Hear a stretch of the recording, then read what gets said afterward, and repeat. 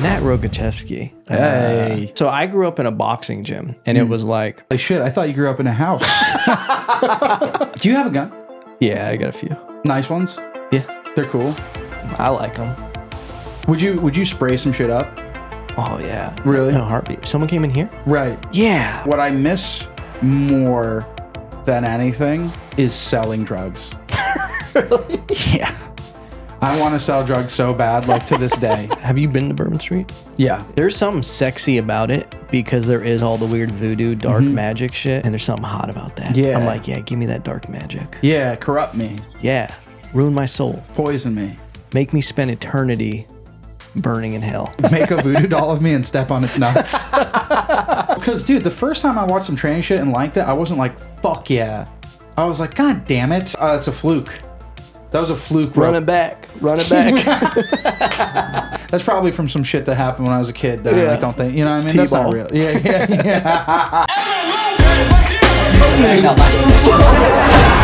Ladies and gentlemen, welcome to today's episode.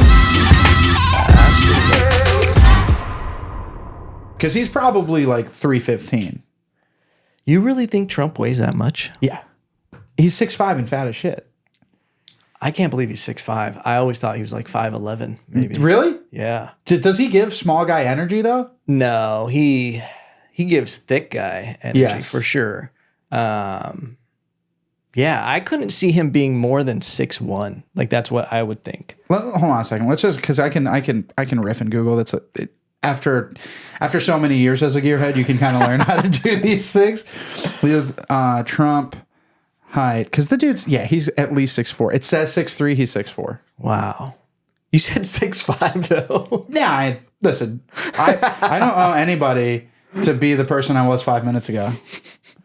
That's the greatest thing to be about a comedian is no matter what you say at any point, you can be like, I was just trying to be funny. I do that to get myself out of like I'll get like mad in the car with my girlfriend. And I'll be like, oh, this fucking piece of shit. And she's like, baby, you have to relax. And I was like, I was kidding. I'm like, angry Nat, ha ha ha, unhinged Nat. I'm going to drive off the bridge. Like, You just act like it's a sitcom. Like, oh, Nat's up to it again. oh, goofing and gaffing. But I'm like, I have such a bad problem with road rage. Do you really?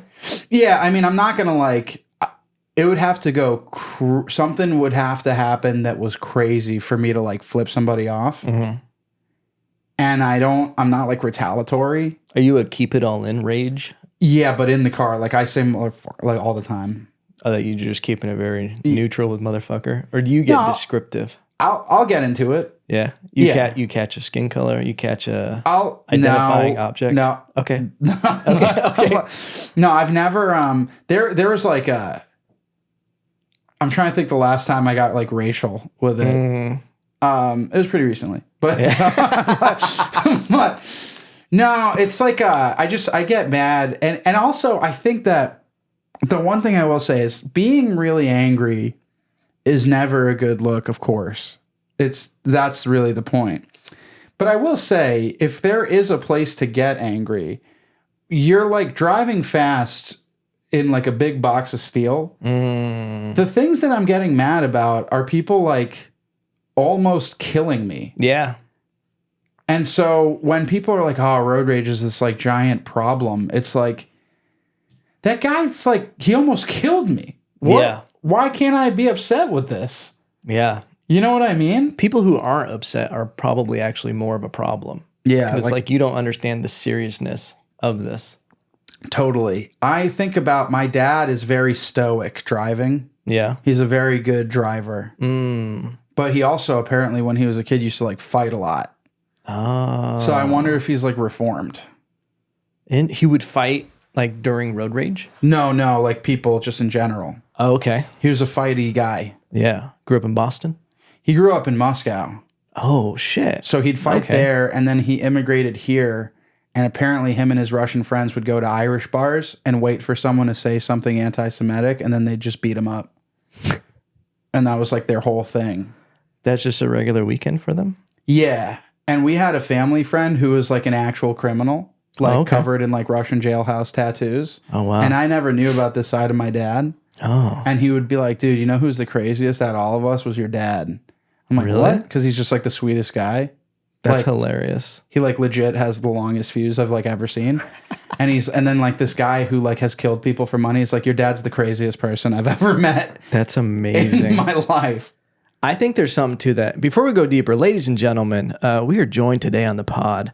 Been wanting you as a guest for a while. I've just been circling you. Nat Rogachevsky. Hey. Hilarious Austin-based comedian here, originally man. from Boston. Yeah. That was a bold move of me just to assume because I see the B and I'm like, this dude's from Boston. No, I am. Yeah. I'm from a place that when I say where I'm actually from, no one gets like that. Like, oh, Yeah. you know what I mean? Because Yeah. I'm from a burb right outside of Boston, but it's pretty damn close. Yeah. You know what I mean? It borders the city of Boston. What's the name of it? Newton. Oh, okay. You know about Newton. Yeah, Newton, Massachusetts. Joe Rogan, John Krasinski, Is that all where they're all from? BJ Novak. I was going to say BJ Penn, but that's not him. He's a bruh. Yeah. I come from Massachusetts, bruh. You know, Truly, though, where I the grew island up. of Newton. Yo, we on island time. So, no, where I actually grew up, like the neighborhood specifically was like down the street from Louis.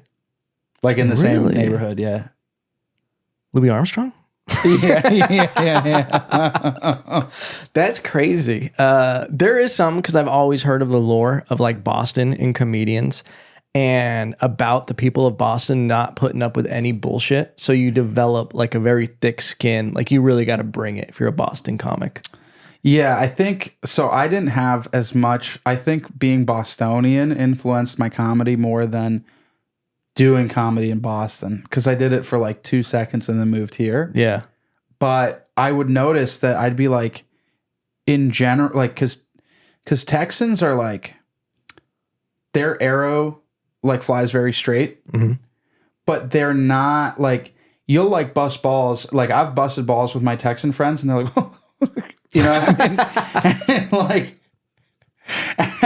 and they're like, Like grabbing their hip. Hey.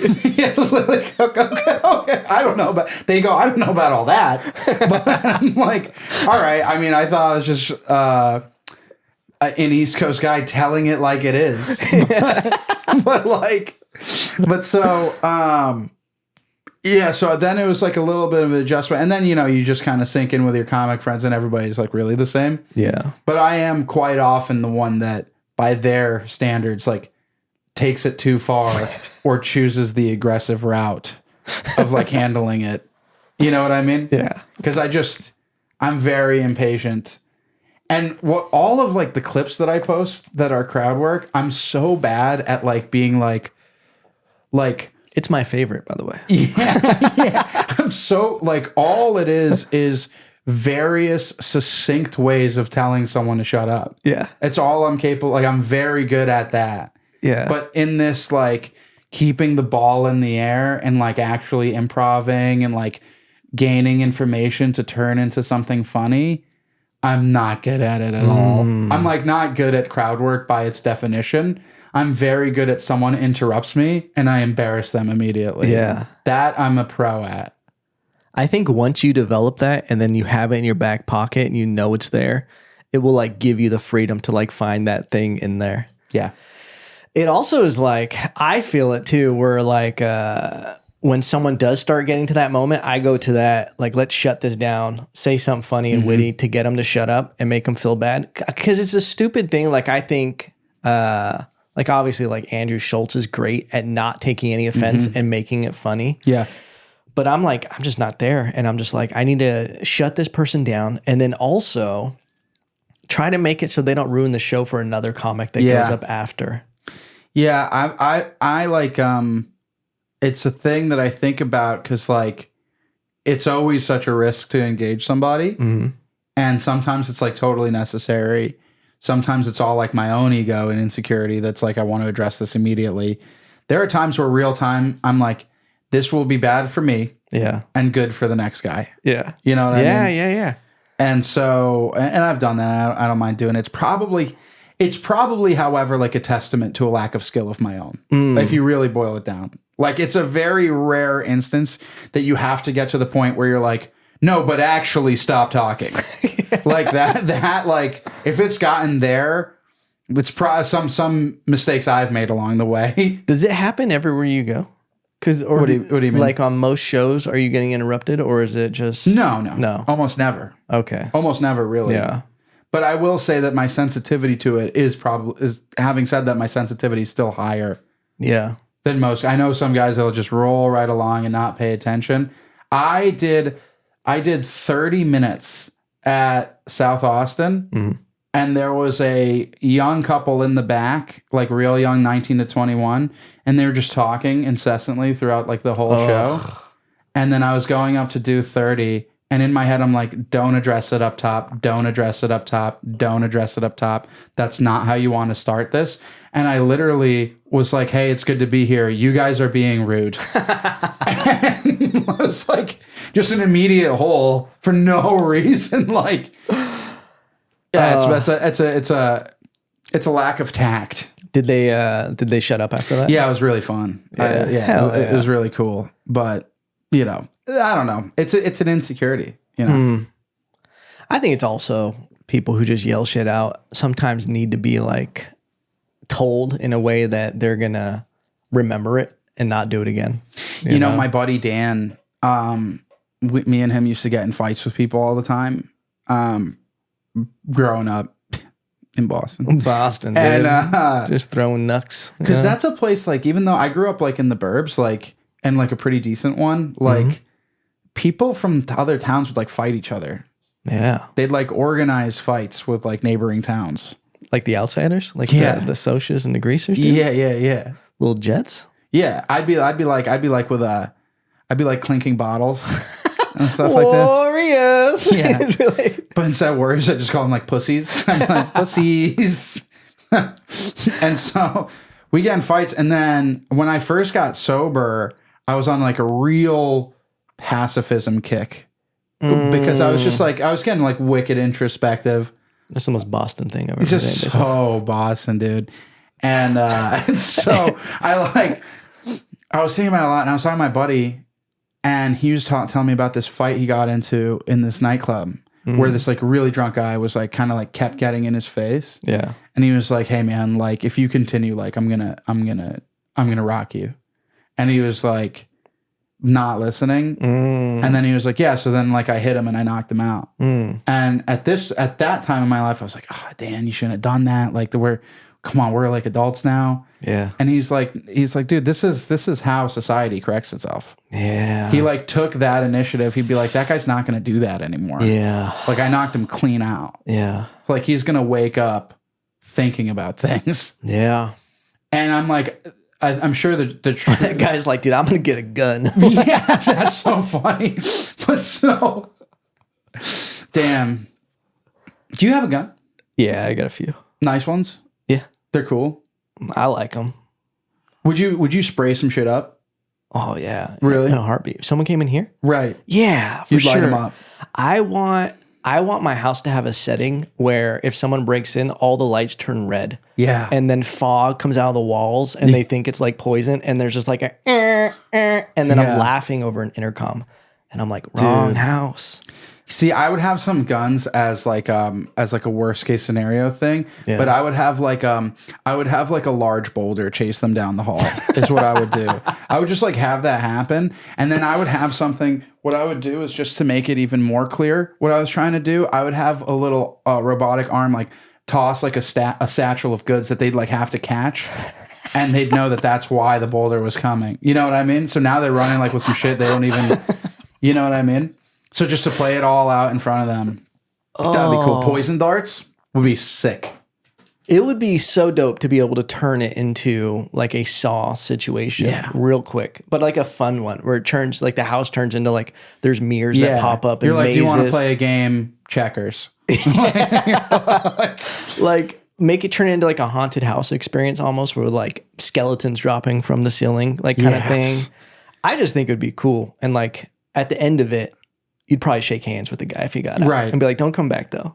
Have you had that experience where like you like actually settle something in a fight and like you leave, you're both like, all right, respect, and that's done? Yeah. Yeah. Yeah. That's the best. So I grew up in a boxing gym, and it was like, there was beefs like that. Holy shit. I thought you grew up in a house.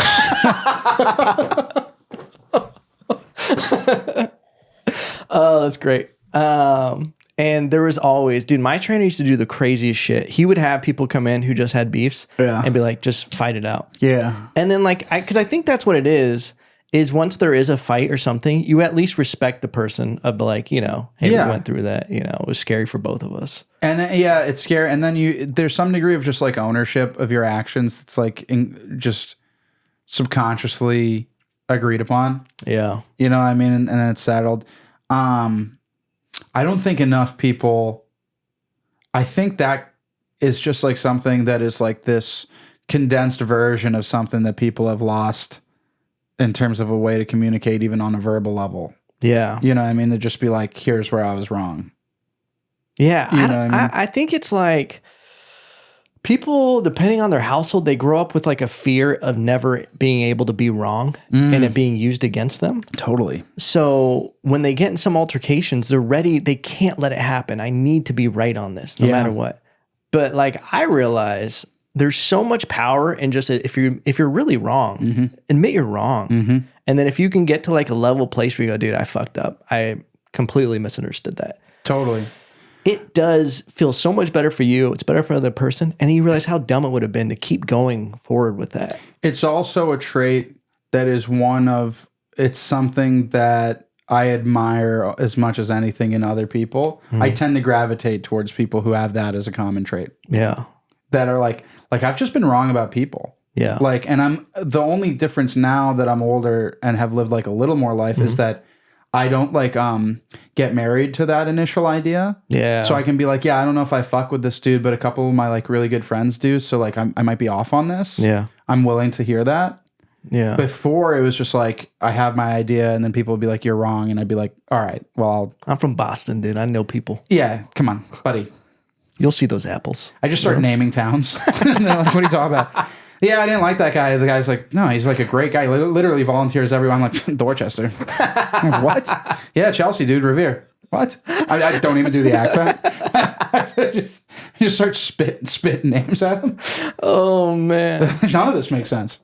Yeah. Humility, though, is the thing. Like, it's where growth lies. Yeah. Amen, brother. Yeah. It all comes down to like insecurity because you're like, this person's going to penetrate my asshole somehow. Yeah. True, dude.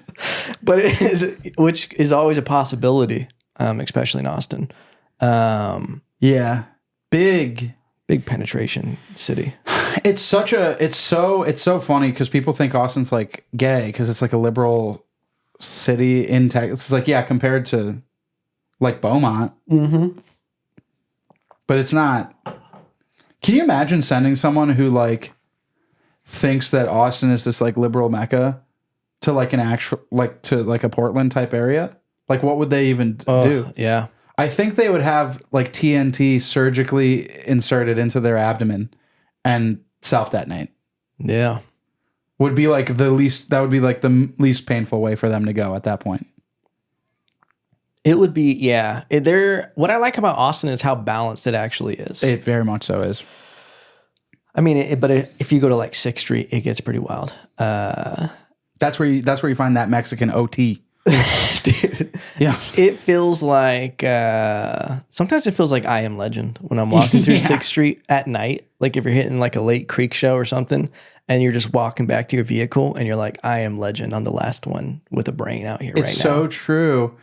And then it's like, it's such an interest, like, it's a very weird thing because the culture that exists on weekends on 6th Street does not exist in Austin at any other time. Yeah. So it totally like flips on. It's like, because Austin is truly some of the corniest, whitest people I've ever met. And this is coming from someone who's racist. Yeah. So like take that with a grain of salt. Like, I don't know if we've discussed it on the podcast so far, but I'm from Boston. Yeah. And so I'm just like, it's like the corniest like tropes of like tech guys and then the quasi intertwined like psychedelic guys. It's like you're all so corny. And then 6th Street happens and it's like the hoodest, gnarliest place on the planet at that time. Yeah. It's so wild. And no one there is from Austin. They come to get involved in nonsense specifically. You think it's like Bourbon Street? Where it's like everybody goes, and this is where you turn into a demon for a night. 100%. Dude, yeah. Have you been to Bourbon Street? Yeah. Insanity down there. But I don't think I've been when it's popping. Okay. I've only been daytime. Yeah. There's something sexy about it because there is all the weird voodoo, dark magic shit. And you see some like old lady, like you're like wasted and she like wants to give you your fucking future. And there's something hot about that. Yeah. I'm like, yeah, give me that dark magic. Yeah. Corrupt me. Yeah. Ruin my soul. Poison me. Make me spend eternity burning in hell. Dude, make a voodoo doll of me and step on its nuts. Spit in that little voodoo doll's mouth. Bro, that's so funny. Do BDSM on a voodoo doll. There's gotta be someone, they're like, I need you to stab this thing right in the nuts. Like make a little ball gag out of a thimble.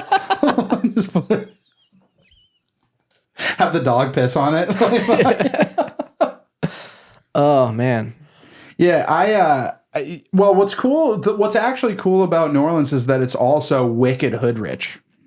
So the culture is very real there. Yeah. The culture is very real. It is a black city. Mm-hmm. It's like they are well, no, they're not, but they're like, there's an actual broader spectrum within the hood. Yeah. Whereas it's not just that they are all pushed into poverty. You have a full, like the culture is just so established in the black communities. It's like, it's their town. Like anyone who pretends it's not is like just wrong. Yeah. And that's what's cool about it. You know what I mean? There's so much more impact on the day-to-day culture for everybody. It's like Atlanta. Yeah. But Austin is not that at all. Yeah. And then people just like come in, act their worst, and get out. Yeah. You know? Could you see yourself settling out of here? No. Where do you want to settle? An ideal situation would be in some kind of suburban situation outside of New York City. Oh. I see a lot of comics that I admire, and I like what their careers look like doing that. And they have like a really great balance of like family, everything that the suburbs have to offer to like live a normal-ish life. I would love to live some part of my life in the city. Yeah. And I would consider raising my kids in that setting if the goddamn liberals didn't ruin this. No, like if I was like, I'd have to be balling out of control to raise my kids in the city, because there would be so many elements that I would want to protect. But city living is like, it really, for me, that's so true. You have to have a level of money to be able to raise in the city a way that you would want to be able to give them all the positive aspects of the diversity and the like having to stay on your P's and Q's and like like learning just how to act in a fast-paced city and treat others in that way, while also like, but we're not anywhere near like significant danger. Yeah. It's so expensive to have that. So if that would be something I'd consider, but realistically, like outside of Jersey City or in Westchester County or just other parts of Jersey, something like that would be cool. Did you go into the city a lot as a kid, or? Yeah. So did you see a lot of violence and everything as a kid, like where you started like becoming, because you seem street smart to where it's like, you know, when something's going down, you know, when a situation gets weird. Mm-hmm. Did you experience that at a young age? Yeah. Yeah. Because there was like a lot of chaos in general everywhere, including like at home. Yeah. So it was like, you just kind of get used to fast-paced trouble. Yeah. And I was like, I know people who are in situations way stickier than mine or anything like that, but you just kind of get accustomed to like a certain instability. Mm. And so that kind of helps you make moves like and stay light on your feet in like a lot of aspects of life. So I'm pretty like malleable, you know what I mean? Now I really, it seems like you do yourself, I like really value the stability. I love building a home and stuff like that, but that's all like relatively new. To my life. So how are you adjusting to that? it was a lot more strenuous than it is now. It used to be that I would like miss the chaos. Yeah. You know what I mean? Because it's all that you know. You would just blow out a candle, walk around the house. You're just like, Get the fuck out. save my life. Yeah, I just throw it on the ground, break it. I tell her to clean it up. Clean it up. But so What is this, lavender? It's wicked stupid. wicked stupid. But so yeah, so What is this? Red apple? How you like them apples? just leave the fridge door open. Deal with that. But then now we're having conversations where she's like, yeah, I moved all the magnets to the side of the fridge, so we still have them, but it's not all yucky on the front. I'm like, you know what I mean? Like, I enjoy those conversations. But yeah, at first it was like, I was pretty indifferent to like what the home unit like looked and felt like. Yeah. Because I was just like ready to go at any time. But so now I like it a lot. The chaos that I miss, which is very infrequent, but what I miss more than anything is selling drugs. Really? Yeah. I want to sell drugs so bad, like to this day. And I don't. I can't. And it's not from like a fear of relapse thing. It's just like I'd have to lie all day. Yeah. You know what I mean? I'd have to like lie to like my sponsor and Yeah. shit like that, and my sponsees that like depend on me. Yeah. But I would also tell them straight to the face, I was like, dude, I miss pumping weight. Damn. And like doing the thing. What about it? Because, I mean, have you ever thought about being a pharmacist or something? Like getting out there and just, Yeah. you know, it's like selling drugs light, like diet drugs. There's all these like jokes. Like I used to do like recruiting. Like Flip my like some Flintstones, dude. I like was doing flip some Flintstones. Damn, bro. Gummies. But so I used to do like recruiting, and they'd always be like, yeah, like people that like a lot of these guys like used to like trap or whatever, because like it's some degree of sales. And I'm like, it's yes, it makes me naturally better at it, but I don't get that thing. And I also don't get and I didn't even when I was still selling drugs, closing a deal. I know a lot of people who like get a rush in sales when they like land that big ticket. Yeah. And I was pretty good at recruiting for the short time that I did it, but I was in it for the cash. Other people had this like validation effect of like landing it. Yeah. And like they were glad when their manager was like, great job, or they would want the title of best performer. So that's all for me. That's like literally the gayest shit in the world. to be like, give a fuck what like some guy, some manager that's like just all that they have on you is they've been doing this whack job longer. Yeah. And so that validate all that stuff in the corporate environment was like, I literally couldn't do it. But so what I miss about selling drugs was making a shit ton of money relatively easily, frankly. And fast. Fast as shit. I did like, cause I'd be like driving out to like Rhode Island with like 10 pounds of pot in my car just to make one flip. Sorry. And, I'd be like, bro, I could go to fucking jail. Yeah. Well, you know, I mean, like I was like wicked hyped on, and then like, I remember when I was younger, when I was moving like harder narcotics, we'd get them like from the dark web and shit. So I would get like these packages from like Amsterdam. Whoa. Dude, this one time, I'll tell you this just because it's a fun story. We got, I think it was like half a kilo of MDMA. Nothing like crazy, but a good amount of weight. That's like, you're going to jail for like a long time with that. Yeah. And what we got was this display box of like MAC lipsticks that you would put up like at a CVS, you know, like where you pick the lipstick out of, like the whole container with the like ad on it and everything. And I'm like, whoa, where's like my shit? They're all individually wrapped, like completely professional. So I like break the box and I can't find it anywhere. And then I would take out a lipstick and it's like fully like shrink wrapped and everything. I take the shrink wrap, I'm like, there's nowhere for this to be even. And I'm like I take the lipstick out. I was like, maybe like that, this is the drugs, or whatever. I'm like, or I got burned or whatever. Yeah. So I take the wax out, the lipstick itself. There's nothing but like the plastic tube that cases the lipstick and the physical like rotor that you spin. Yeah. And it felt like kind of dense. So I hit that with a hammer, fully like condensed plastic around literally in the shape of the rotor was 5 grams Holy shit. of MDMA. Vacuum packaged specifically to fit with no air in that thing. Oh my God. And there's 100 of them. Oh my Yeah, God. yeah. It was like I was like, damn, bro, who are we like dealing with? That's so sexy. Yeah, That's like some Breaking Bad. I like dealing with bad guys. I like meeting bad guys. Yeah. Yeah, I would be introduced to a couple like real like runners and like gun people and all that stuff. Like I liked all that. Yeah. Yeah, Whoa, Yeah. dude. and I just like can't now. You know, Yeah. there's like zero risk. I feel like no actual pull to it, but I'll hear people talk about it, and like people will be talking about like making plays, and I'll be like, you know what I mean? Like people will talk about like, dude, I just did this and that, and I'll be like, all the time. Some comics like, dude, I just sold 5 grams of fucking, sativa outside. Yeah, they'll be like, yeah. I'll be like, oh yeah, what did you get it for? And they'll tell me that I'm. That's crazy. That's exciting. I can see the pull. Did you feel like, would you like be watching Sopranos and just be like, woke up, just moan and. I would relate. I'd listen to Pusha T. Oof. And be like, that's me. Yeah, you're Pusha. Yeah. Wow. And to this day, If You Know, You Know, that track off Daytona, I still listen to that song and be like, I just like know exactly the feelings that you're talking about. This thing of ours and all that shit. Yeah. I'd be like, yeah, all day. This was the craziest. I was at a concert. I was like probably 22 and I was like really pumping. And we go to this concert in New York. It was like Disclosure before they blew up.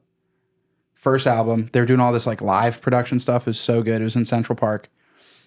And the opening act, TNGHT, they did a remix of that song Shook Ones by Mobb Deep. And I knew the remix. As soon as the vocals come in, I listened to their live. Prodigy had popped in to rap over this like dubbed out remix of his own track. Yeah. And as soon as I hear Tall my killers and my $100 bills, me and all my boys, because everyone I was there with either like worked for me or worked with me, and we were like,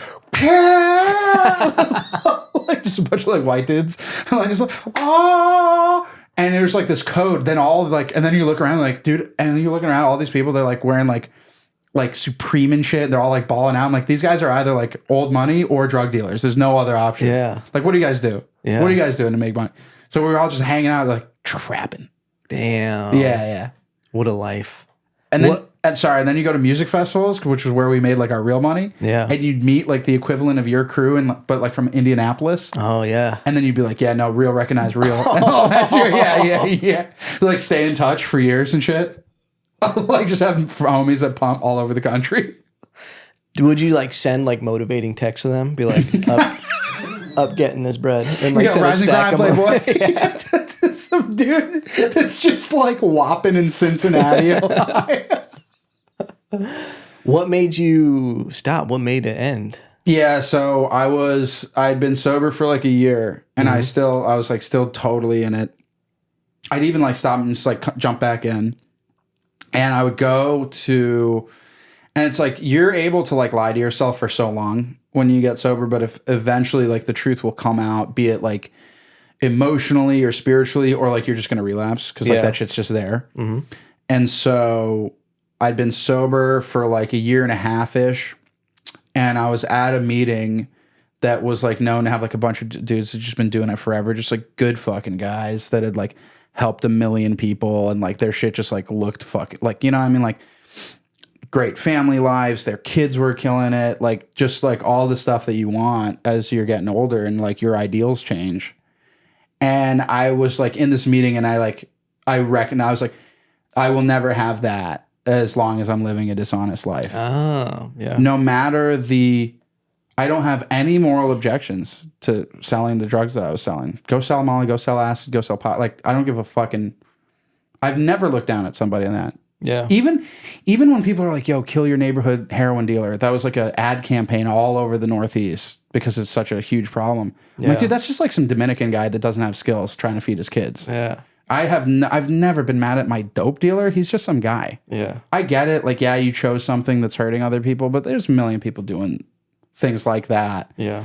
That aren't as like literally displayed in media. Like this is some guy like, dude, I used to be a recruiter. I tried to convince people to get jobs that like weren't the best for their careers. So like, if you want to look at it like that, like I'm ruining people's lives. Yeah. So like, come on.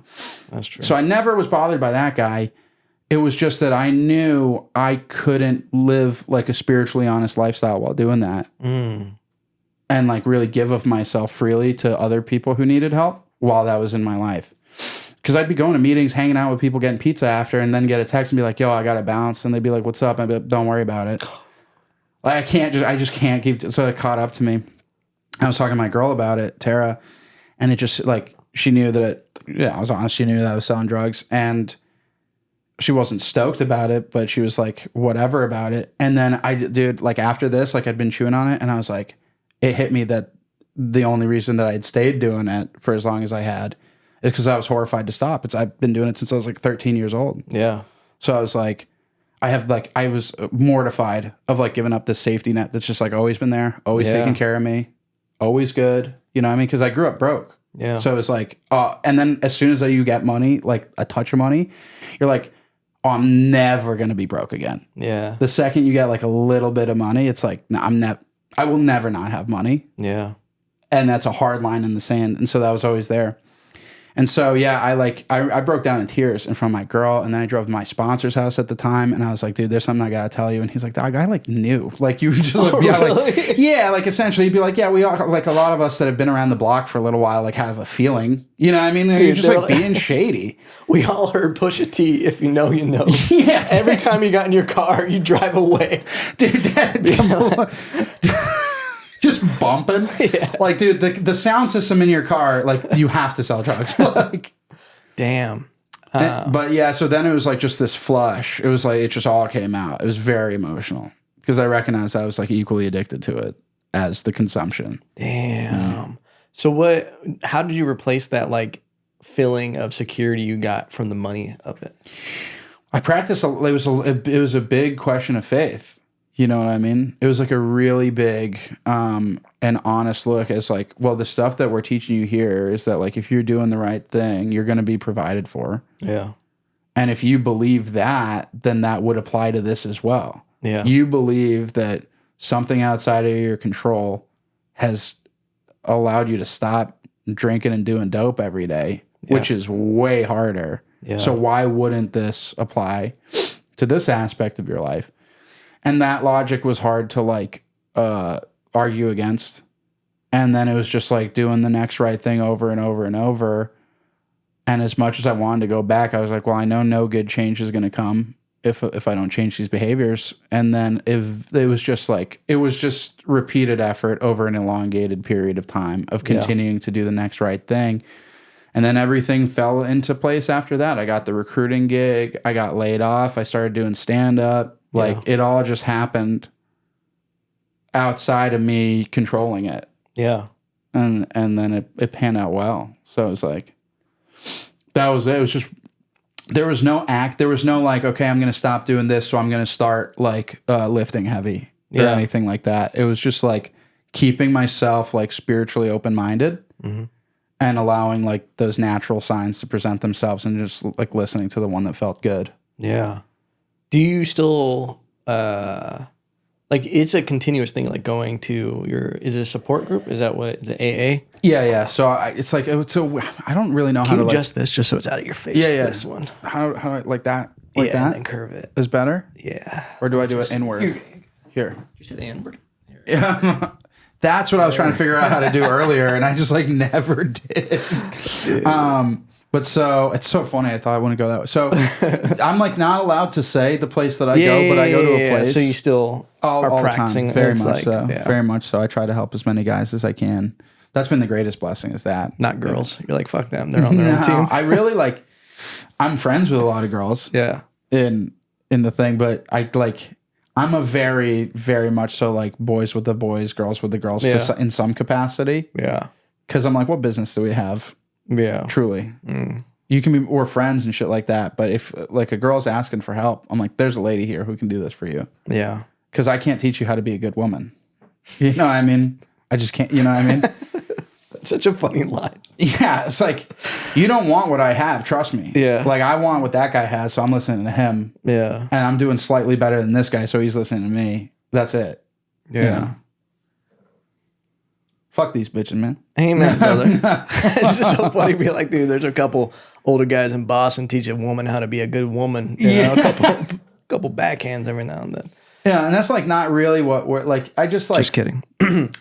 So I'm not like really in the business of teaching anybody how to do anything other than stay sober. Yeah. But like, yeah, like I've been greatly influenced by some like really good dudes that I've met over there. Yeah. And like, you know who's a woman who helps you get better? Spencer? Yeah. Spencer Cavins. Is your woman. Yeah. That's who rounds you out. Oh, you know? yeah. Like my lady softens me up. Oh, for sure. All those hard edges. That's who does that. Yeah. Not over there. It's like the death by 1,000 cuts kind of thing of just small little things every single. Death by 1,000 candles. Dude. That's what. Yankee candles. God damn, man. But that's a nice one you got. Thanks. I don't even think you can get that in stores. I don't know where she got that. It's hand poured. That's hand poured out there. It's not even a wick. They're like the weird little wood pieces. Yes. That's what I'm like. Flints. Yeah. It's funny that hand poured is like a sales tactic or like a marketing like term. Handcrafted also, you know. But with the wax, they specifically talk about hand pouring. I'm like, I'm not going to lie to you guys. I don't give a fuck who does this with my candle. You know what I mean? If it's a robot's arm. Just go like this, pouring it. It's almost like you want something made by a machine.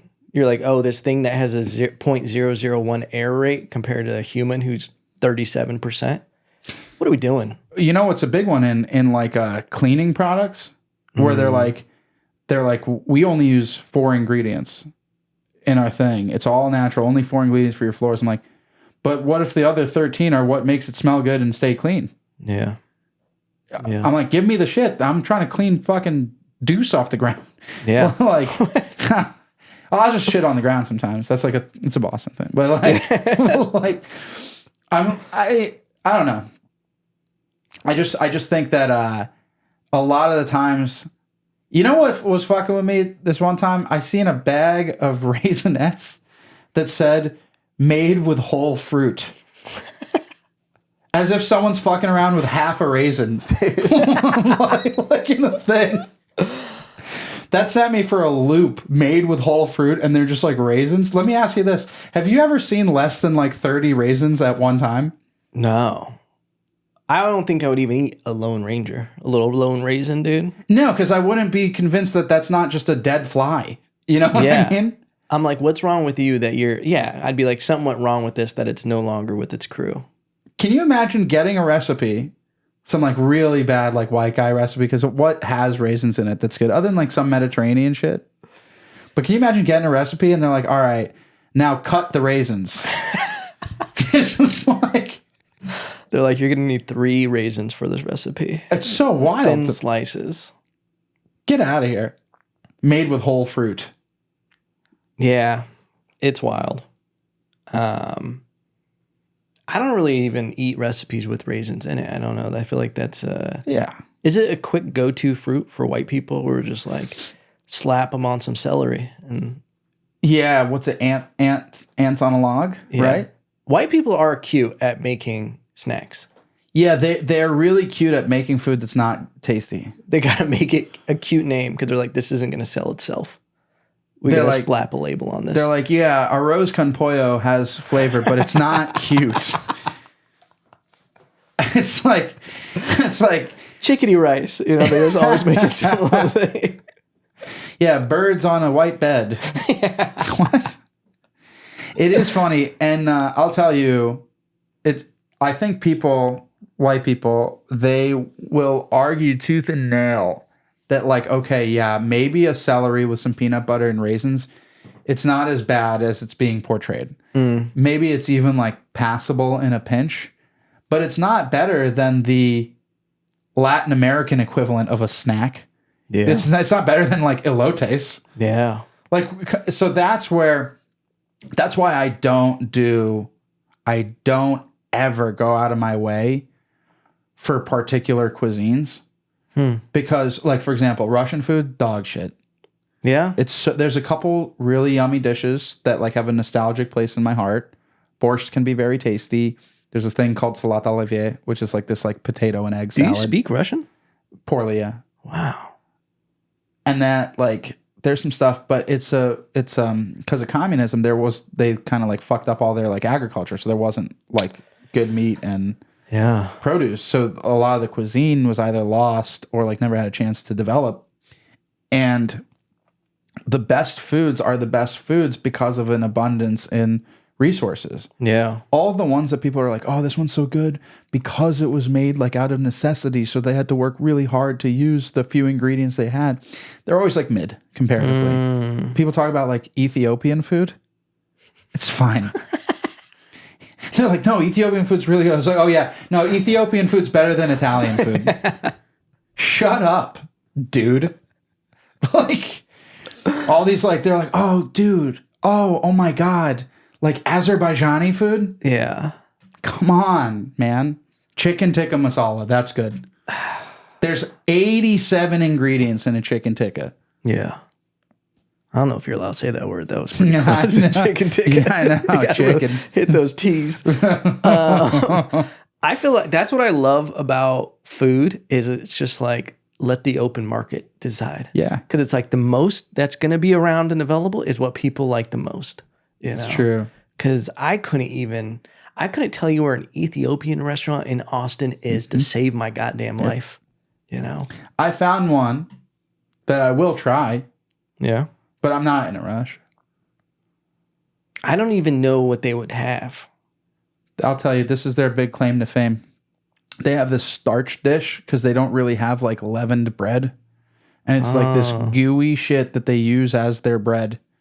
And they pick up their curried shit with it. I didn't even know they eat curry. Or I'm some so kind uncultured. of jerk curry. I don't know. I like some Jamaican jerk. That's good shit. Oof. Caribbean island. Yeah. Tropical climate. Lots of...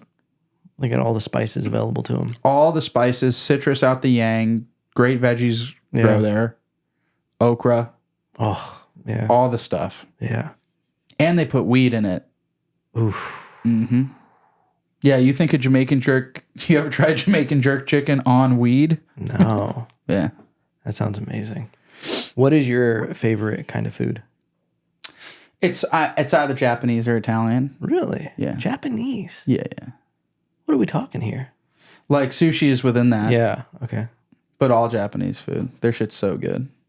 Okay. You go to a little izakaya, get like various stuff, some karage, some miso sea bass. Dude, you're cultured. I like food. I mean, from Boston.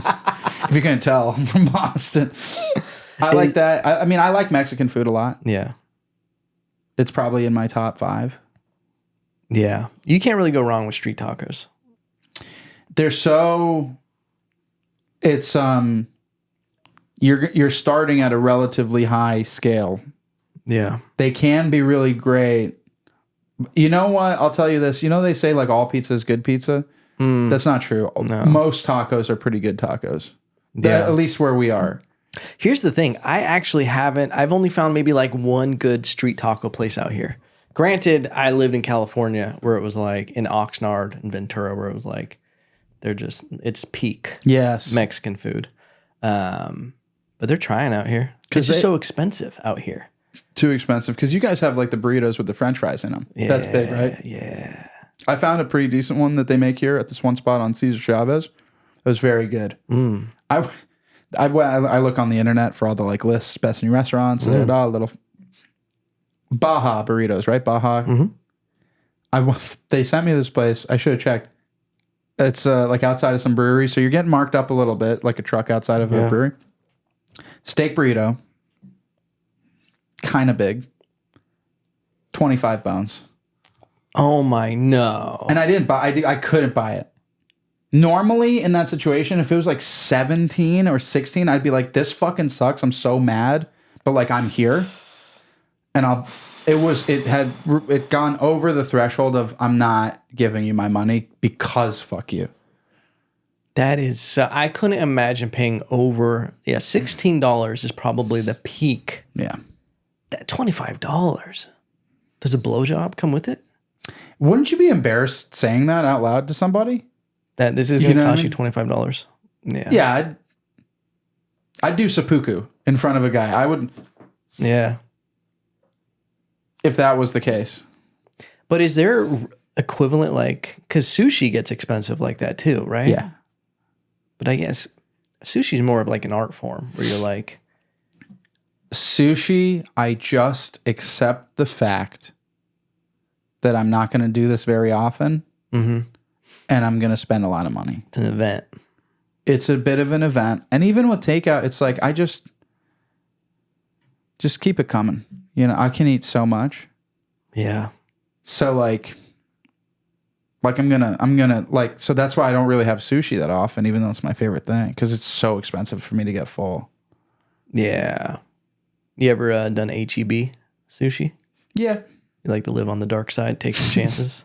It's pretty shit. I'll tell you this. Let me ask you this, because you're from California. Mm-hmm. Is HEB all that's cracked up to be? I love it. Really? I do love HEB. Can you tell me why? Because I'm like...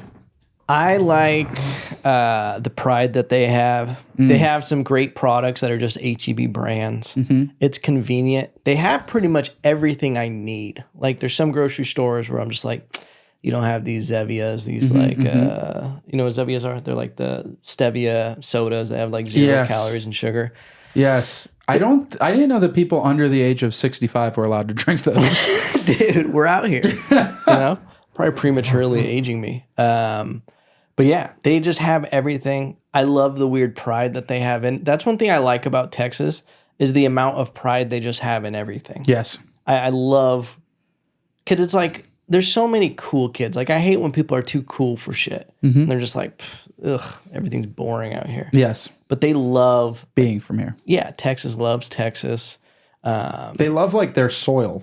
They're like big on like, this is Texan land. Yeah. Which is funny because it's like so barren and bad. It's like there's nothing good about it. It's all just the elephant graveyard. Come to Austin. All the grass is dead. It's like... We got a killer on the loose. Welcome to Austin. It's like... So I like going to Houston because it's like got a bit of a subtropical feel. Mm-hmm. There's palm trees and shit because of the golf and everything. I haven't been, but I hear great food. It's really good. Yeah. Really good. Austin food's garbage. Yeah. I like Texan pride, and I think more places should have it. Yeah. So I don't think that the pride is so deep because Texas is so great.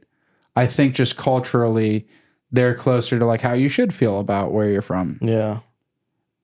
But some of the, like when you say you don't like HEB, or I say it, people will get like kind of mad. And I think that's strike 1, 2, and 3, amigo. Literally, that's strike H, E, and B, buddy.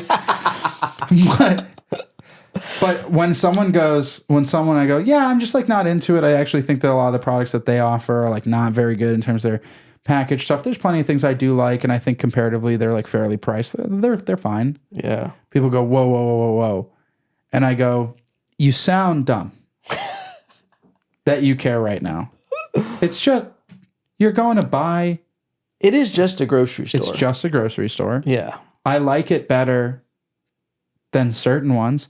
You know which grocery store I like a lot? And if I was in the income bracket, I'd be dancing. Whole Foods? It's Whole Foods. That's a better grocery store. Yeah. They're just very expensive. If I'm able to shop there, which I'm not, I'll go and get like their cookies sometimes. Mm. It's a fun place to shop. It's nice to be there. Yeah. It's nice to be there. I like stealing from there sometimes. You would. Yeah, it's very fun. You know what I like doing? Is I'll get the hot bar and then I'll prop my little thumb on there when I'm weighing it in the self-checkout and it'll be like half. I love that. Oh. Yeah. I eat in that line. I take down that chicken breast in the line. Of course. I'm just like, let me just take 4 ounces off of here. I do it like when you're putting your luggage on the scale. Yeah. I put it up with my thumb like that. Yeah. And then this is not at all why, but then anyone asks, I'm like, fuck Jeff Bezos. And it has nothing to do with Jeff Bezos. I don't give a shit about that guy, good or bad. I just don't want to spend as much money. Yeah.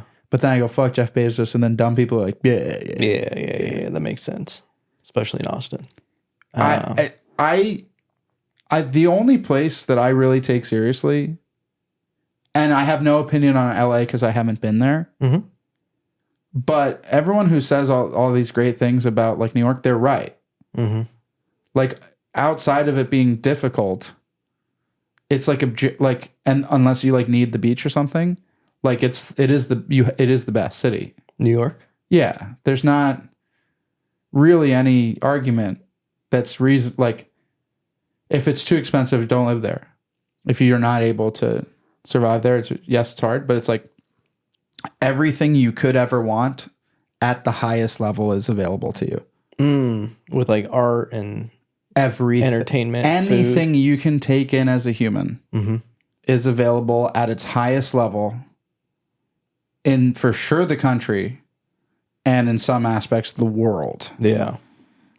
And so if you like things to like look at or eat or be at, like there, or just even having the option to, and you require some degree of the stimulation that a city has to offer. Yeah. It's not even close. Like I'm like a bitch about this stuff, but I'll go to a spot here that someone will call like, oh yeah, this place is cool. I'm like, this place was designed by clowns. And I'm like, you're all like boner boys that you think this is like cool. Like I'm such a snood about this. Yeah. I'm like, the music's whack. This looks like shit. I'll be like, this is shit. And then they'll get the food that everyone's hyped about. I'm like, this is shit. Damn. Yeah. And I'll be like, you should be having a bad time like me. That's what I'll do. Did you go to New York a lot growing up? Yeah. Okay. So how far away from? You can for like legitimately $11 hop on a sketchy bus that takes you from Chinatown to Chinatown that's being driven by the wonkiest old Asian guy. Whoa. And it's like you and other people who are cheap and Chinese people. That's who's on it. Wow. And that's where you'll have people who are like, they'll just have bags of fish, like live fish like this, and they'll be on the bus like this. Dang. Yeah. They'll be on the bus like. So Boston's Chinatown to New York's Chinatown. 3 hours and 15 minutes, no traffic. Wow. And you just go out there and cause a ruckus and just go nuts. Wow. Just do it all. Smell it. Smells bad. Yeah. Yeah. But it's cool. Go to Brooklyn, see the Biggie mural. See, I haven't been since I was a kid, so I have no real comparison. In LA is not in any way cultured probably the same. Sure, there's a few good restaurants, but LA is like the industry. Like it literally is ruined by just that industry. I don't even know if there's really any culture to start with other than it was Hollywood. It was Tinseltown, right? You know, probably some of the most amazing Hollywood night stories ever, of course, of back in the day. But as far as culture, I don't think it could even. There's nothing really there. There's the beach. Yeah. There's super bad traffic, but I know there's bad traffic in New York. But there's also there's a really shitty public transport compared to the East Coast. That's what's tough about it, because it's such a major metropolis that it's just buses and shit that kind of stink, and they're stuck in traffic too. They're terrible ways to get around. That's why what's cool is, and it's got its faults too, but like the trains are like relatively, you just account for like a little bit of extra time in case some shit's fucked up, but the trains are good. Like, I've never had any problems with trains in New York. I was just saying I would love if Austin had a good train system. I know that they have that one. It would take the city up like 2 full letter grades. Yeah. It would be amazing, because out here where I'm at, there's no train going that way. Nothing. There's just bullshit trains that are so fucking slow in Texas. I do think they're trying to build, I think they just locked down investment for like a rail that goes from San Antonio to Austin and stops a lot all over the place. That would change my life over here. To just be able to take a train in to do sets. Right. You can go over all your shit rather than sitting on the 35. It's huge. Oh, that'd be amazing. When I'm in New York, I'm on the train just riding nonstop. Really? Yeah, because you're so inspired.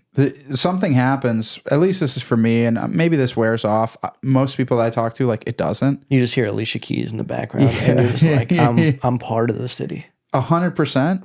And everyone's getting after it so hard. One, there's some degree of pressure that comes with it. It's like, yeah, everyone's trying to kill it, so you have to go and kill it. But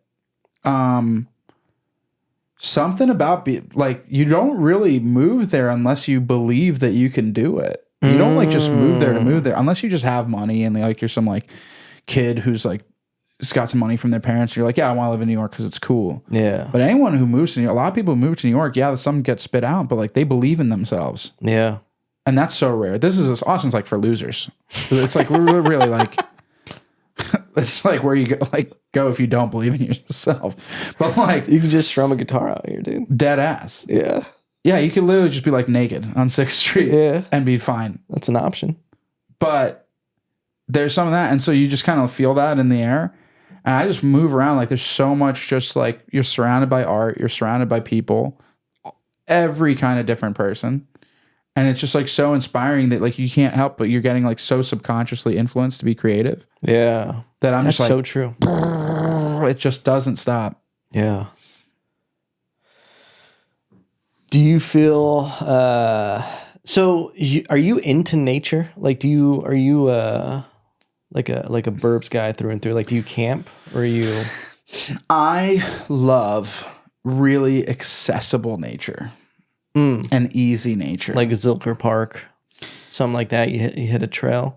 Yeah, I'll do a trail. I'll do an easy trail. Okay. If the weather's nice. Yeah. I don't like camping because I don't like being uncomfortable at all. I'm very sensitive to that. The being uncomfortable. Yeah, I just won't do it. I'll be like, nah, I'm out. I would only do it at music festivals because I didn't really have to sleep and I was on drugs and making so much money. Yeah. So I would just be tired and then just take a bunch of acid and then not be tired anymore. That's a pretty dope way to deal with the necessity to sleep. And then I would just die for 2 days because I literally would not sleep for a few days and then just have to be taken care of by my friends on the like 17-hour drive back because they're all in the middle of the country. So I'm just like literally like incapacitated. Would you ever do IVs and stuff? No. Okay. Well, with heroin, yeah, but not in the good way. Yeah, I'd speedball and shit. Yeah, like, I love okay, great example, Blue Ridge Parkway, North Carolina. Okay, they created this highway that they carved throughout the side of the Smoky Mountains that has almost no ergonomic function. It's only for sightseeing. It's gorgeous, thousands of feet into like the most peak and valley, like heavily forested skylines that you've ever seen. And you're all the way up there and they'll have like every 100 miles, like some motel. It's like super scarce. And they built trails off of it at all the part. Like there's like a lookout point every mile. Yeah. You know what I mean? And then you can just kind of go into the track a little bit, see some cool ass waterfall, go back into your car and then keep moving. Damn. That's like ideal. That's like fully ideal. So what is like a reset for you? Are you like, cause I'm like someone who's like, I got to get out of nature and go do something to like unwind. Are you more of I want to go into the city? I'll like jerk off in the bathroom sometimes. Yeah. Yeah. You know what I mean? Lie to my girlfriend about it. My stomach hurts. Yeah. And then I'll like strategically send her like something funny off Instagram, so she thinks I'm like just scrolling. Yeah. You know what I mean? I'm busting nuts, and tranny porn and shit. Yeah. Did you start at tranny porn or did you just dive in? What do you mean? It's a slow descent. Slow descent. Yeah. I have like stuff about it. Yeah. Okay. I got lots of material on it, but it's because when you first art imitates life, you know. That's right. Some comics, when they're like on planes all the time, they got all this plane material. But because dude, the first time I watched some tranny shit and liked it, I wasn't like fuck yeah. I was like, God damn it. You know what I mean? I wasn't like. It took forever. I was like, nah. I was like, it's a fluke. That was a fluke. Run it back.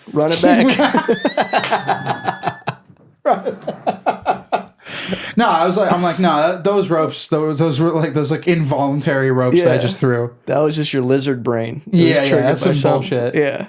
That's probably from some shit that happened when I was a kid that I like don't think, you know what I mean? T-ball. That's not real. Yeah. So yeah, the first time were you just like, fuck, like Were you like, I need to investigate this more? Or you're like, that was weird. Whatever. I'm done. I was like, don't ever think about that again. And then you were like, and then it creeps in. Because you can't fake that funk. That's there or it's not. You either are down with that or not. And then it's like the hand from Adam's Family where it just starts typing into T. Like, why are you typing in T than R? Dude, more like the hand from Super Smash Bros, dude. Like,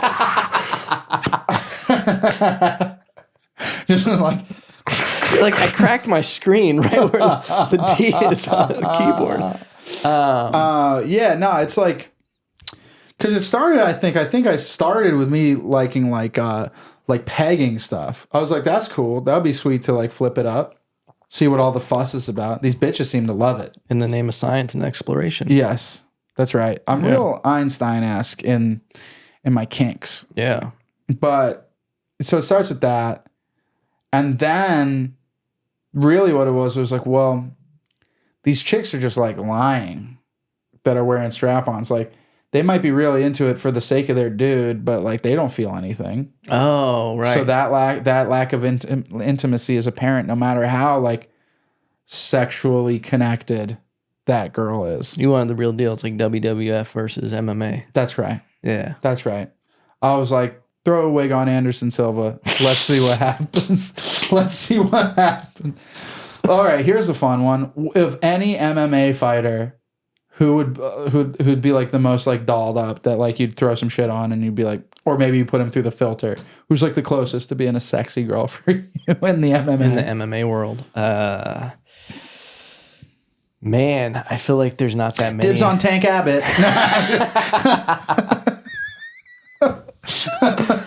Dude, Anderson Silva might be the one. Sugar Sean though. Yeah. He's pretty, right? Yeah, there's something sensual about him. This happened. I was talking to this trans girl and she liked the other way. She liked used to be girls and then started doing all the masculine stuff, but they still have vaginas and stuff. Mm-hmm. Female to male. Mm-hmm. And this is literally, we had just finished hooking up, right? Because there's nothing about the male form that's attractive. Nothing. Because of course, when I first got into it, one of the things I was like, oh shit, am I gay? Do I like guys? Yeah. And I looked, I was like, nah, nothing for me. Yeah. She was into girls who would then start to become masculine and take estrogen blockers and shit, still have vaginas. And I literally just finished hooking up with this trans girl. And she goes, yeah, I'm into that. And I go, that's the most disgusting thing I've ever heard in my life. Because it's repulsive to me. Because I love pussy and I love girls. Yeah. And then to make them like manly is like so gross to me. Yeah. And it's funny, in certain communities, that's considered like offensive to say. It's like, no, if I was into it, I'd be into it. Yeah. I can't fake that shit. You know what I mean?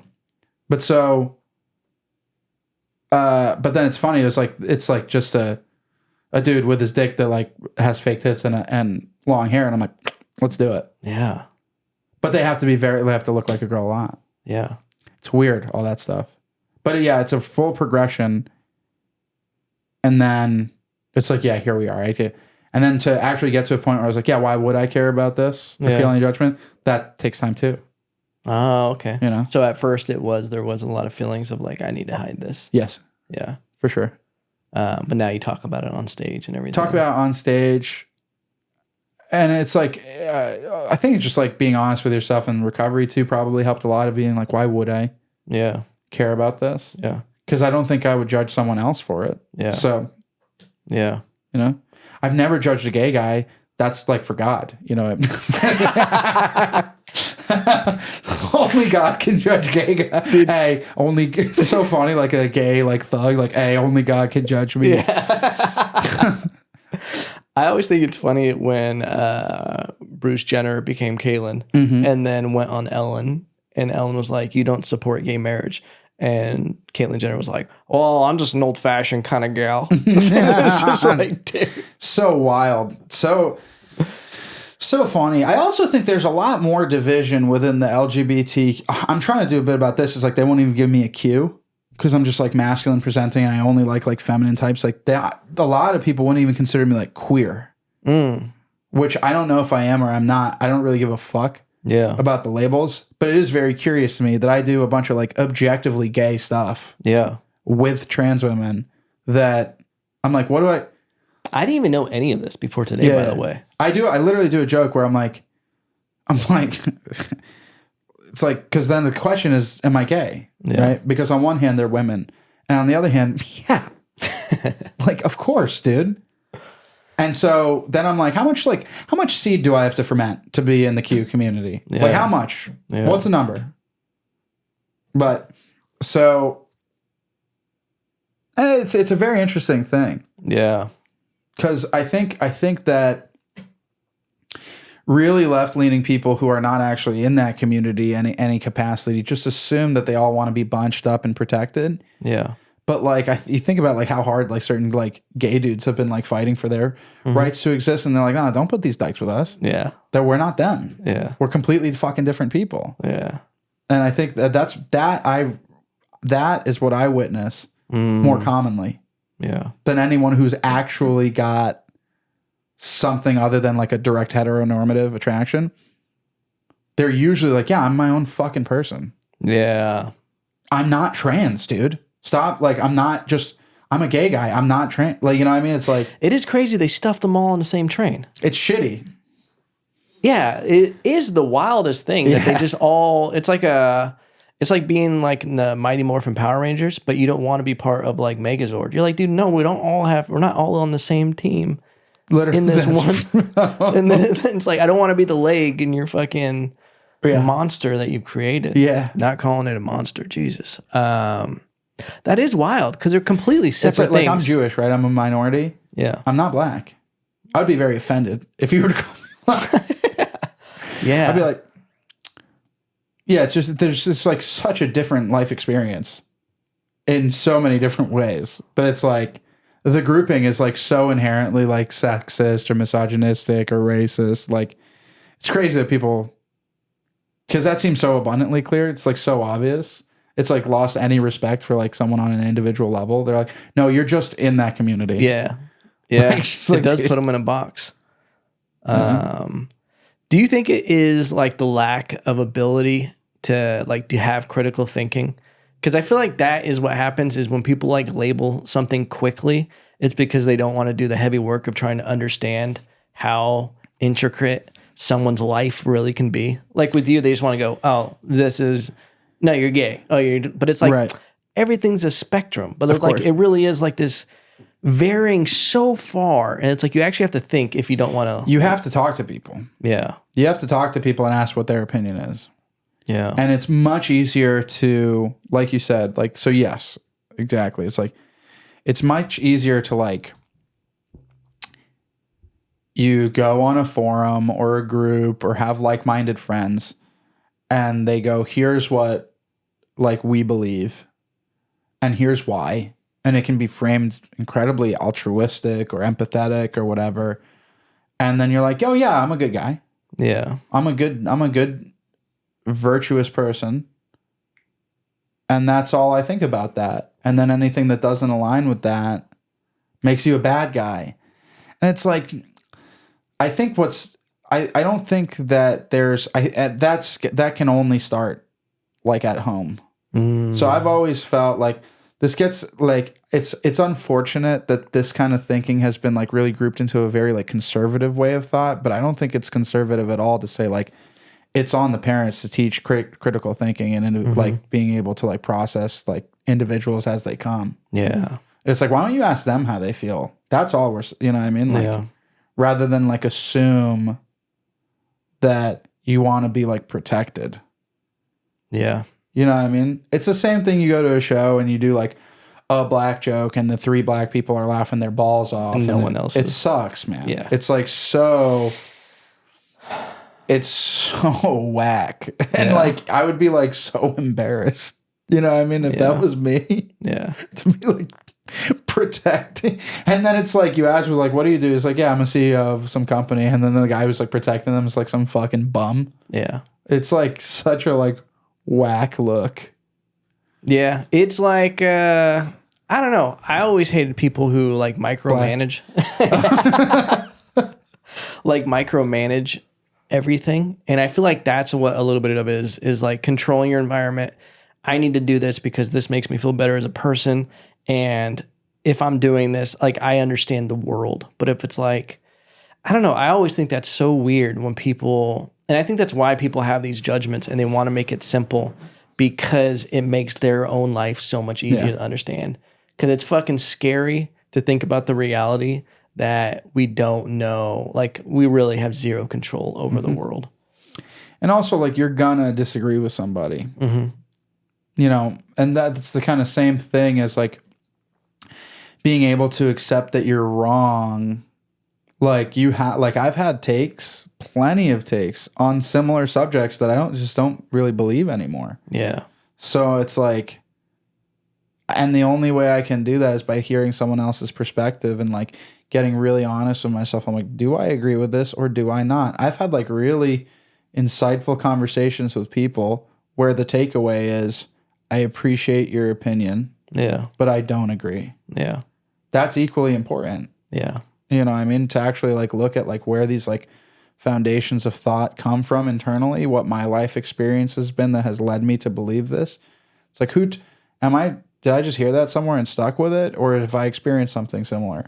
Yeah. And that, you know, that's it. It's that critical thinking. I think it's like, it is very rare, but I think nowadays our communication skills are like the application of them is less apparent and frequent, but I think those same skills are growing amongst people who want to nurture them. Yeah.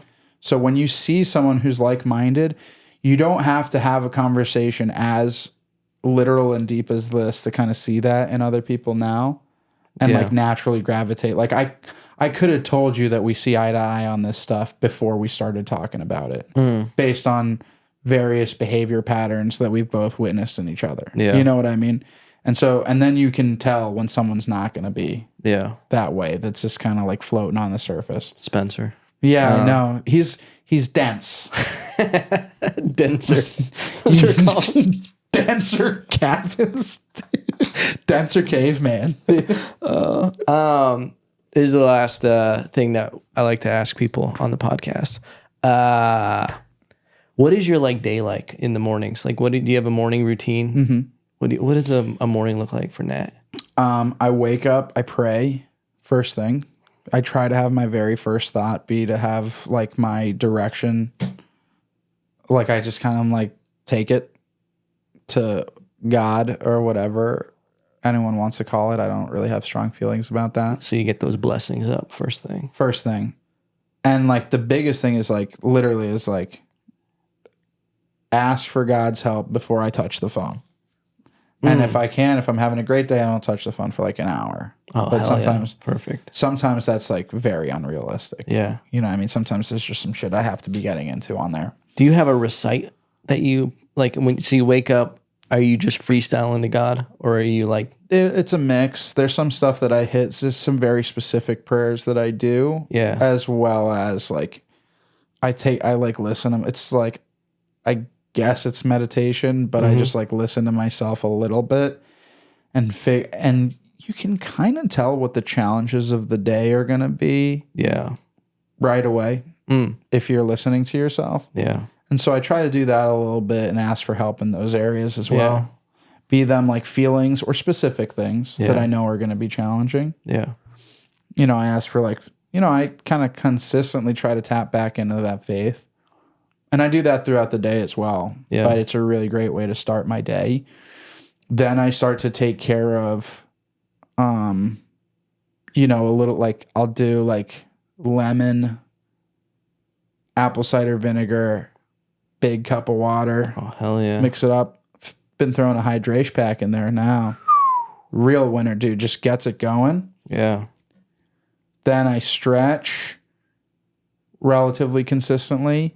And then I throw recently, this is a new one in the little routine, I throw my face into a bowl of ice water. Oh, shit. Baby steps into that ice bath. Well, because I love ice baths. Yeah. But the access isn't, I don't have a lot of access to them. Yeah. I have to go way in. I'm kind of north. Right. So I have to, I'm not getting a Squatch membership like some bitch. So, I love that we both know who it is. but so No, all the best. But I do that. Have you been to Squatch though? Yeah, Yeah, it's cool. I need to go. I mean, it's not a great gym. Yeah, from Gymco, there's like you could spend a quarter of that money for a much better gym. yeah, It's all outside. There's no. It's bad. yeah, The access to the ice bath and sauna are the biggest things. yeah. by That's far. all I want. And for that, it's a relatively low buy-in to have just forever access to that. But then there's only 2, and you don't. Anyway, I also have a buddy who's got one that I can use anytime. But I do that, and then I map my day a little bit. Unless I have some stuff that's like laid out that I map around. If I can, I'm going to a meeting at noon that I'm at pretty regularly. That's where they know me, I know them, and I'm like there to help out a lot. Yeah, Super important to me. And then probably 2 to 3 times a week, I'm going to meet with a sponsee and just talk about the work a little bit. Those are some pretty regular parts of my life. And then everything else that I'm laying out is something about some degree of exercise, albeit brief. Or so it could be as simple as like doing a few sets of like swings, squats, kettlebell stuff, or just fucking off on the treadmill. yeah, Or or playing ball. That's more rare. Yeah. But sometimes we get comics together, play a bunch of ball. And then lay out time to do some like production work for shows that I'm running. Lay out some time to work on some clip stuff. yeah, And lay out some time for writing. And then somewhere in there, it's like depends on like what there actually is to watch or what my girlfriend's schedule is. Usually our like together just chilling on the couch time is somewhere in the middle of the day. Oh, okay. So it's either going to be like, so it really depends. And that's part of what's factored in. Throw that in, back to some work. And then it's by that time, it's like time for mics and shows. Yeah. So that's beautiful. And that's been developing over time since I've been here. Yeah. I'm trying to like lock it down even further Yeah. because it's like relatively loosey goosey. Yeah. And I'm not big. I don't know if this would benefit me, but I've never really, maybe it was because I was going to a job that I hated, but I've never really benefited from just like for no reason other than just to do it, like getting up early. Yeah. I wake up when I wake up.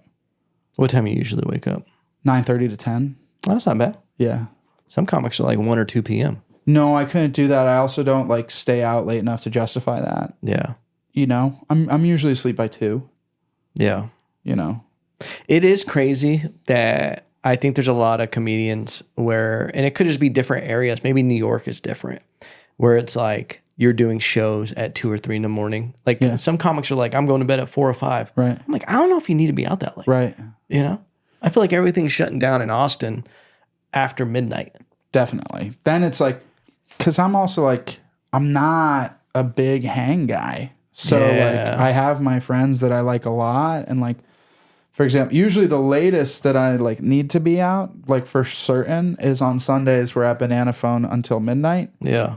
And then I kind of say bye for 20 minutes, you know, 20 to 30 minutes, just saying hello to everyone who's been coming in, asking them to get out of there. And that's that. Yeah. But then other than that, I usually get home by midnight. It was a pretty regular night, getting home at midnight. Yeah. And then that's kind of it. My nighttime routine could be better. That's really what could use some work. Do you eat when you get home? Yeah. Yeah, that's a problem. That's 100. That's the thing. That's like the thing. I'm like a werewolf sometimes when I get home. I'm just ravenous. I'm dipping meat and juices and things that don't normally hang out. And it's just... Dude, nothing like a little steak and apple juice. Yeah, I'm very much so the same way, and I don't eat until 2 almost always. Oh, okay, so you're doing like some intermittent fasting. There's almost. some of that. Yeah. But the windows vary because I'm like I genuinely, maybe I have to try harder. I don't think I'm like kind of a bitch about this stuff. I'll be writhing not being able to fall asleep if I'm like if there's nothing in my belly. Yeah. It's just not, You hear that? Yeah. If you can't hear my belly, just started going. My boy's not going to sleep soon. No. No way. Nat, thank you for doing the podcast, man. Thank you was for a having pleasure. me. This has been a blast. Where can people find your stuff and the shows that you're doing here in Austin? It's at my Instagram is where everything's funneled through. Might be doing TikTok and other stuff later, but it's nat.comedian. All my clips are over there. I do a podcast with dumbass Spencer Cavins. It's called Slam Time Live. It's very funny. There's links to that on my Instagram as well. Kind of everything rides through there. We do a show at the Alamo Draft House in Mueller every other Friday that you can see a link on my Instagram as well. And we're just about to put on a show at the South Austin Comedy Club on the 30th. Oh, dope. I'm assuming this is coming out in September. This will be out Wednesday. This one. Okay. Wednesday, yeah. Well, 9:30. So it's actually September 30th at 9:30. So boom. Check it out. Thank you very much, brother. I appreciate it. Thanks for having me, man. It was a good time. Check out all of that stuff, and I love you.